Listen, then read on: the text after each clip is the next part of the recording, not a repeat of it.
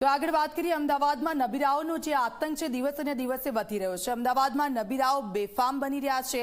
અમદાવાદમાં નબીરાઓને કોઈનો પણ ભય નથી। અમદાવાદમાં નબીરાઓને પોલીસનો પણ ડર નથી। સ્પીડના શોખીન નબીરાઓથી અમદાવાદીઓને બચાવો।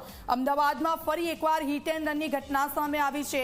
બાઇક ચાલકે રાહદારીને ટક્કર મારી। ડ્રાઇવિંગ સિનેમા પાસે એક વ્યક્તિનું મોત થયું છે। હાયાબુસા બાઇક ચાલક ટક્કર મારીને ત્યાંથી ફરાર થઈ ગયો છે। પોલીસે ફરિયાદ નોંધીને તપાસ શરૂ કરી છે। સીધા જ જઈશું મારા સંવાદદાતા ઉદય રંજન અમારી સાથે લાઈવ જોડાઈ ગયા છે। ઉદય, વધુ એક હિટ એન્ડ રનની ઘટના સામે આવી છે ને જેમાં એક વ્યક્તિનું મોત થયું છે। કોણ છે આ બાઇક ચાલક તે અંગેની પહેલા તો કોઈ માહિતી મળી છે ખરી?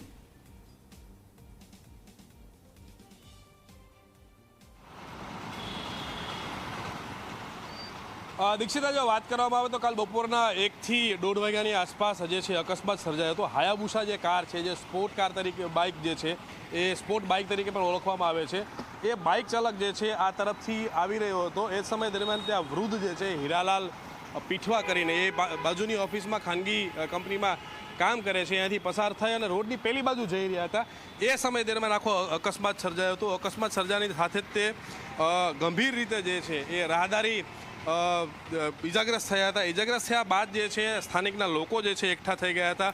એકઠા થયા બાદ જે છે એમને હોસ્પિટલે સારવારથી લઈ જવામાં આવેલા હતા અને જ્યાં એમને મૃત જાહેર કરવામાં આવ્યા। જે અત્યારે એમની અંતિમ વિધિ ચાલી રહી છે। બાઇક ચાલક છે તેને લઈને ટ્રાફિક એ ડિવિઝન પોલીસ જે છે એની અત્યારે કાર્યવાહી ચાલી રહી। તમે જોઈ શકો છો કે રિસર્ચ ટીમ જે છે એક્સિડન્ટ થયા બાદ જે અમદાવાદ શહેરની અંદર ખાનગી કંપની અને ટ્રાફિક સાથે જોડાયેલી આ જે છે એ રિસર્ચ ટીમ અત્યારે આ ઘટના સ્થળ ઉપર આવી પહોંચી છે। અહીંયા આખા અકસ્માતનો તાર મેળવી રહી છે કે આખરે અકસ્માત કઈ રીતે સર્જાયો હતો અને આસપાસના લોકોની પૂછપરછ કરવામાં આવી રહી છે કે કેવી રીતે અકસ્માત સર્જાયો, ક્યાં અકસ્માત સર્જાયો। જે સાંભળવામાં આવી રહ્યું છે પ્રમાણે કે શાહ આલમ વિસ્તારનો આ બાઇક ચાલક હતો। સ્પોર્ટ્સ બાઇક લઈને અહીંયા આવેલો હતો, જીમ ખાતે ગયો હતો, જીમથી અહીંયાથી પરત જઈ રહ્યો હતો। એ સમય દરમિયાન આખો અકસ્માત સર્જાયો હતો। સ્પીડ કેટલીક હતી એ હજી સુધી જાણી શકાયું નથી, પરંતુ એને લઈને ટ્રાફિક પોલીસની તપાસ ચાલી રહી છે। ધરપકડ હજી સુધી નથી થઈ પોલીસ ચોપડે, તો બની શકે છે કે થોડા સમયની અંદર જ તે બાઇક ચાલક જે છે એની ઓળખ કરવામાં આવે, બાઇકના નંબર ઉપરથી એની ઓળખ મેળવ્યા બાદ જે છે એની ધરપકડ કરવામાં આવે।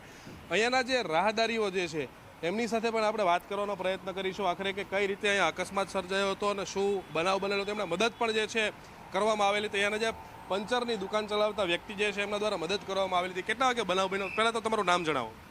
ये 1-1:30 बजे का बात है। હા, અને શું થયું હતું?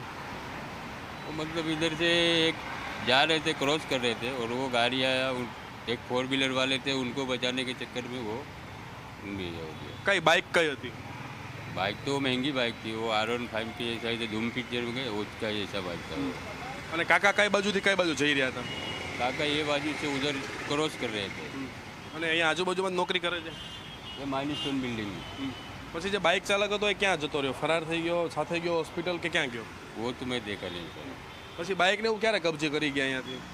बाइक रात को 9 बजे गया। તો અહીંયાના સ્થાનિક જે છે જેમણે આખો આ બનાવ જોયેલો હતો એની સાથે આપણે વાતચીત કરી। અત્યારે રિસર્ચ ટીમ જે છે તમે જોઈ શકો છો કે રિસર્ચ કરી રહી છે કે આખરે અકસ્માત જે છે કઈ રીતે સર્જાયો હતો, શું સર્જાયો હતો।